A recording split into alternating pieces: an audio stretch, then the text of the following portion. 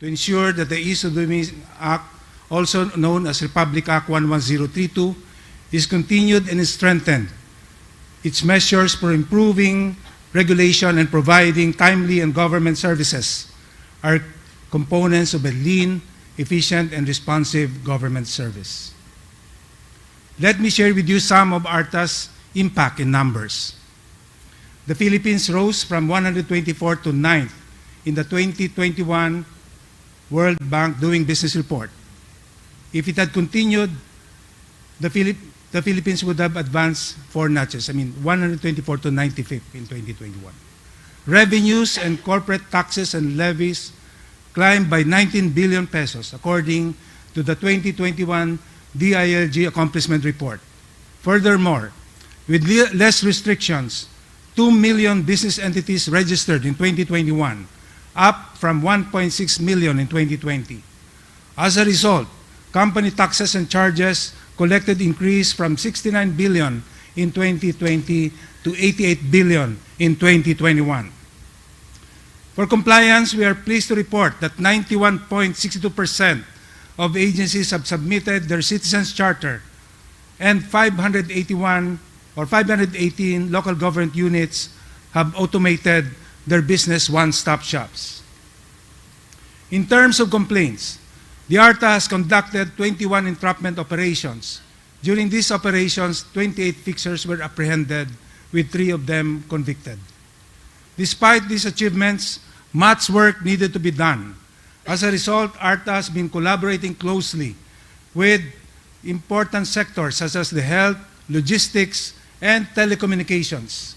We have developed different joint memorandum circulars under these sectors that have streamlined business procedures and cut costs in government transactions, such as the pass-through fees, JMC, and the telco sector's JMCs on passive telecommunications tower infrastructure and fiber poles. We also introduced innovations such as the Unified Logistics Pass, which removes the need for truckers to carry several pass-through stickers.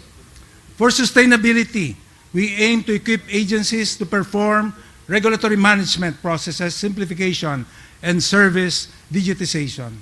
As a result, we have developed a number of guidance documents and policies to help institutionalize these efforts at the agency level. In terms of regulatory management, we have implemented the National Policy on Regulatory Management System, the Philippine Regulatory Impact Assessment Manual, and the Philippine Good Regulatory Principles. These projects seek to enhance the quality of regulations proposed and implemented. We have released the Whole of Government Reengineering Manual, as well as the Manual for Reengineering of Business Permits and Licensing Systems in all cities and municipalities to help process simplification. We also started the Business Process Mapping Project for major government services.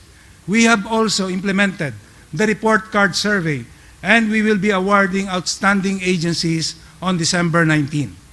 These initiatives and organizations in enhancing their services, lowering costs and burdens, and removing processes that offer no value.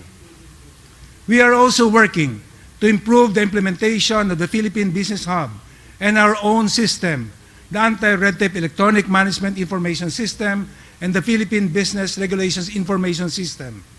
We also encourage LGUs to implement the Electronic Business One-Stop Shop and the IBPLS, or Integrated Business Permit and Licensing Systems of the Department of Information and Communications Technology. We are also looking forward to avenues wherein we can establish communication and learning mechanisms among the relevant stakeholders and to establish partnerships that would further strengthen and improve not just the telecommunications industry in the country, but other sectors as well. One partnership that we are proud of is our project with the Aboitiz Group entitled Pinas Bilis, Quick, Responsive, and Citizen-Centric Government Service. Other corporations have also signified their interest, and this afternoon we will also be launching one with the Manila Electric Company, or Meralco. We, at the Anti-Red Tape Authority, together with our partners, commit to continue the battle against red tape, provide a more seamless government transactions to the people, and make the Philippines more globally competitive. With the support not only of partners in government service, private stakeholders, and our development partners, we will achieve this. And all the programs and initiatives that the Anti-Red Tape Authority have laid down this year will be fully implemented next year. And this is our commitment to our President, to our country, and to our people to further improve business and the enabling business environment in this country.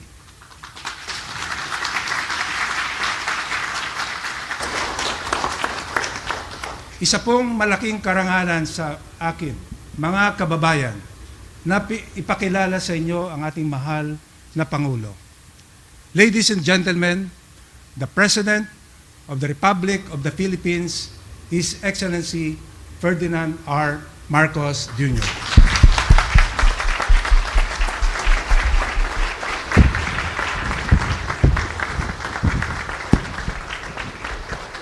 Thank you, the ARTA Director General Ernesto Perry. Please sit down. Our constant companion these days in all that we are doing as we encourage businesses to come to the Philippines, the Philippine Chamber of Commerce and Industry President George Barcelon, all my fellow workers in government, other distinguished guests, ladies and gentlemen, good afternoon. I am very happy to be able to join you at this Telco Summit, which I am sure is going to be important and instrumental in realizing our vision of a truly digital Philippines. I think that it is impossible to overstate the importance of the telco industries, the importance of digitalization, the importance of improving the ease of doing business for all the plans that we have for the Philippines. And that's why my gratitude goes to the organizers of the event, to ARTA, its partner agencies, for your shared efforts to engage stakeholders towards developing a fast and developing telecommunication system and digitalization of our systems in our country. As I said, the digitalization process is going to be a very important part of improving our ease of doing business. And we will, of course, the first phase, as I see it, is to digitalize the bureaucracy. Now, the bureaucracy, the national government, and down to the LGUs. Now, the development of digitalization in our country there have been areas, for example, in the LGUs, I see some very progressive LGU chief executives who have gone ahead and digitalized their areas and have gone ahead of in fact, of the national government. There are sectors, there are agencies in the national government, especially in the finance sector, especially for example, the science and technology sector. All of these have already digitalized, and it is good to see that people have taken the initiative. Now it is up to us to put the system together so that we have a system, and we have a data center, we have a repository of data to which the different agencies have access to. This will simplify everything that we do in the business of government as we try to process and we try to serve the public in giving them all the services that are necessary and making it easy for them to avail of those services. That's why this endeavor is imperative, especially now that we live in a very dynamic, fast-changing world where we are around all these smart devices, and we have the means, we have the potential to make our lives easier. The way the landscape changes accelerates faster than ever, compelling us to be even smarter, even bolder, in finding digital solutions to many problems. However, on the other side of that coin, the encouraging part is technology will provide those solutions, that it is up to us to find them. But technology is there to provide the solutions that technology itself may have brought to the system. And that's why it is ongoing. It's not something that we say we fixed, finished. You cannot leave it. You must stay. It is one of those situations that if you're standing still, you're going backwards. And it's not as if we have a choice in doing this. It is not for us merely an option. Maybe we should digitalize, maybe not. It's not that way at all. If we are to survive, and even more so, if we are to flourish in the post-pandemic economy, we must digitalize. And we must digitalize and digitize as quickly as possible, and continue to do so, taking full advantage, exploiting the new technologies, the best technologies. And when I talk about technology, I don't mean just hardware or software when it comes to processing, but I mean also the new ideas, the new strategies, the new techniques that people have found to be successful in their experiences, maybe in other countries, maybe in other areas of the Philippines. But it is up to us to search for them, to actively search for those solutions. They do exist. It is up to us to find them. And if they still do not exist, then it is also up to us to find a way to gain that knowledge, to do the research, to find the technology, to gain that knowledge, so we bring it onto our systems to make them better. So I'm very excited to see that all the important players in this industry are here to discuss ways of identifying bottlenecks and areas of improvement in the telecommunications sector and moving towards a future-proof Philippines. Achieving a more connected and genuinely digital Philippines is not possible without you, our stakeholders in the telecom sector. You have demonstrated the crucial role of the telecom sector in the delivery of basic services to our people, especially during the height of the COVID pandemic. Many other aspects of our society, amidst restrictions and lockdowns, have found those solutions, have found refuge in their telecommunications capabilities. So as we reopen ourselves to the world, we go ahead with our initiatives to enhance our digital infrastructure, to improve our services, and be sure that it will benefit the public. The work that you are doing here is part of the building blocks we are gradually putting together into place to enable a Philippines that is ready for the future. It's the goal of this administration to build a truly digital Philippines. Which is why we are doubling our efforts to reach the most remote parts of the country by providing access to mobile cellular services and Wi-Fi. In fact, we have been firm in intensively rolling out key programs such as the Broadband na Masa program, the Free Wi-Fi for All program, the Zamboanga Basilan Wireless Broadband Network, the establishment of the National Government Data Center. These are just some of the projects that we are undertaking to make our people more adaptable and connected, especially in this age of what we have come to call the new normal. We also are streamlining the efforts of government in processing and issuance of permits and licenses to accelerate the development of telecommunication internet infrastructure in the country. This, I think everyone has realized, is a crucial part of our development.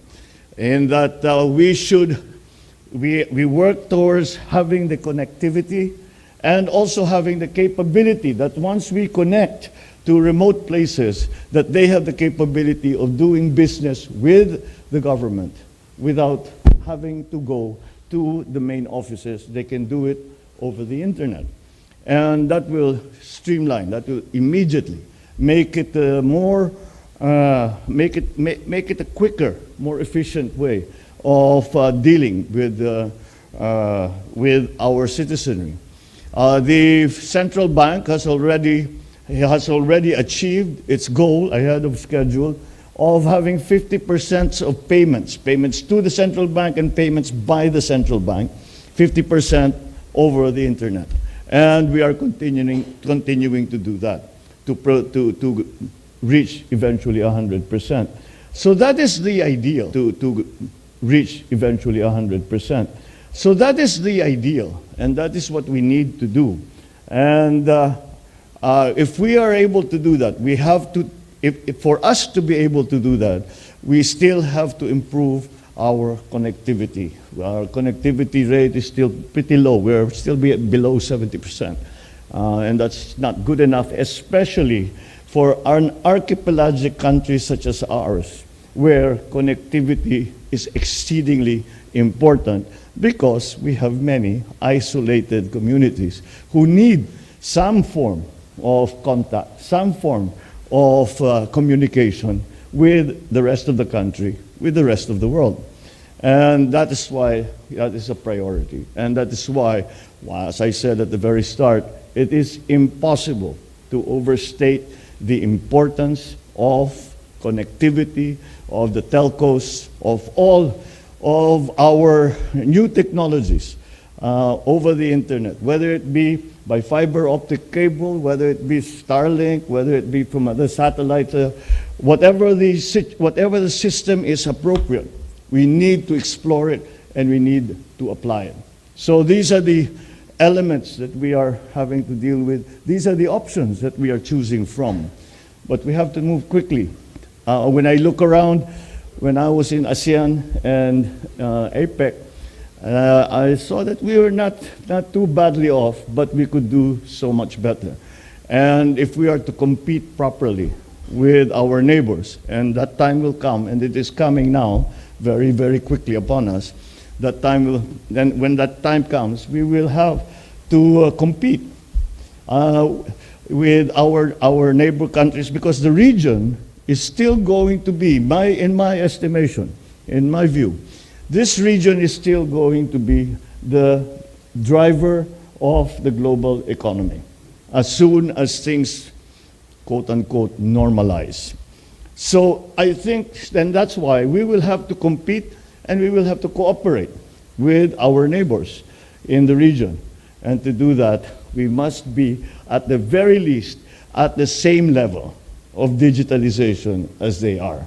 Right now, we're not quite there, but let's work hard at it. That's why I encourage the relevant government agencies, our private sector partners, to ensure that these efforts will be implemented, they will be strengthened and translated into a more efficient delivery of government services.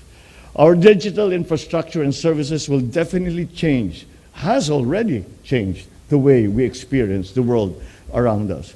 It has changed everything.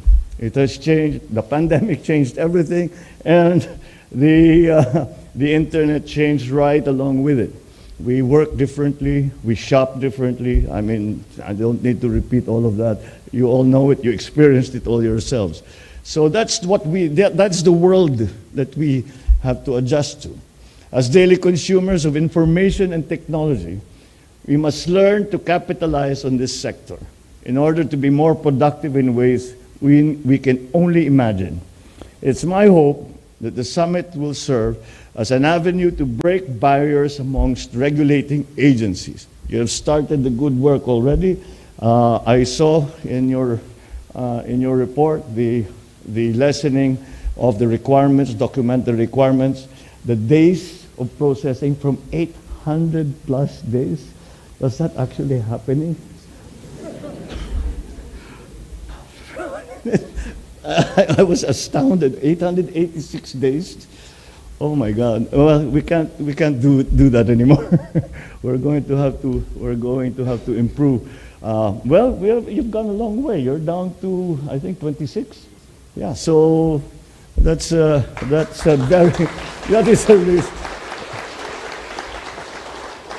is a very significant improvement. But that is precisely the kind of thing that we have to do, and that is exactly what ARTA was created to do.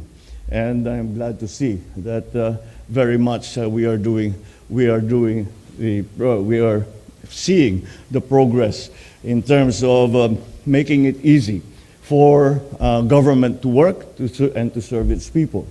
There is another aspect to digitalization, and that is we must also be ready. We have espoused very much the partnerships between the private sector and the public sector. The private sector is highly digitalized. So if we are to do business with the private sector, government must also be highly digitalized.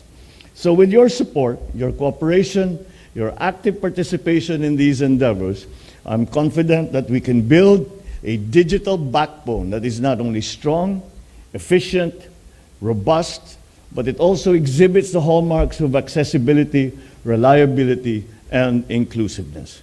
So let's work.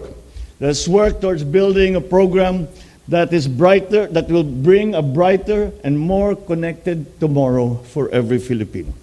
Maraming salamat po sa inyong lahat. Magandang hapon po at mabuhay po kayo. Thank you, Mr. President. At this point, may we request the President to kindly grant us a photo opportunity in 5 batches. Batch 1, may we invite the ARTA officials on stage. Batch 2, please stand by.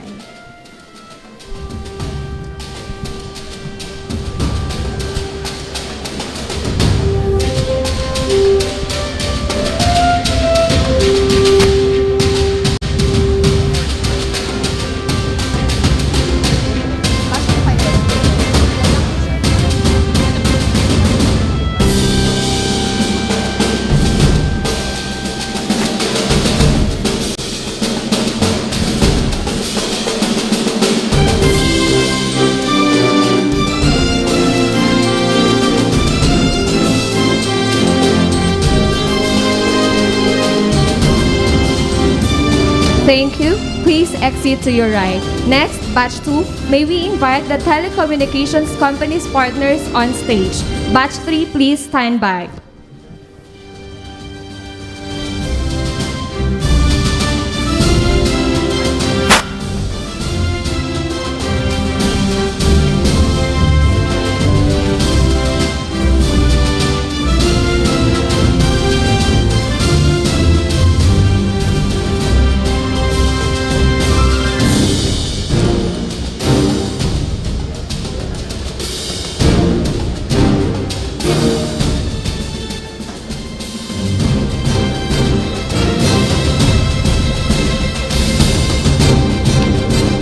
Thank you. Please exit to your right. Next, batch 3, may we invite the national government agencies representatives on stage. Batch 4, please stand by.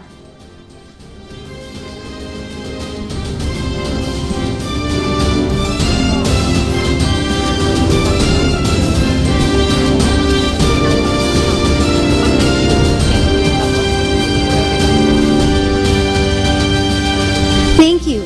Batch 3, please exit to the right. Batch 4, may we invite the development partners on stage. Batch 5, please stand by.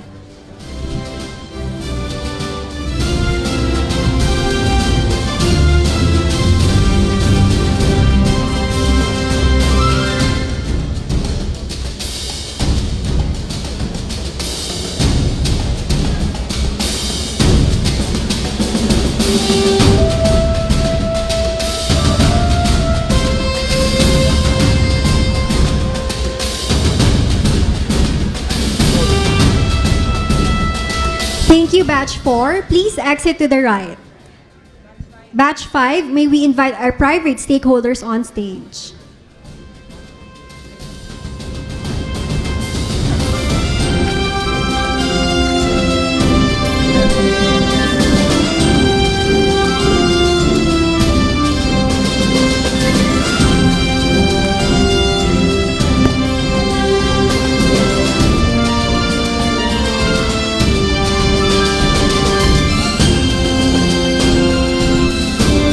Thank you, Batch 5. Please exit to the right.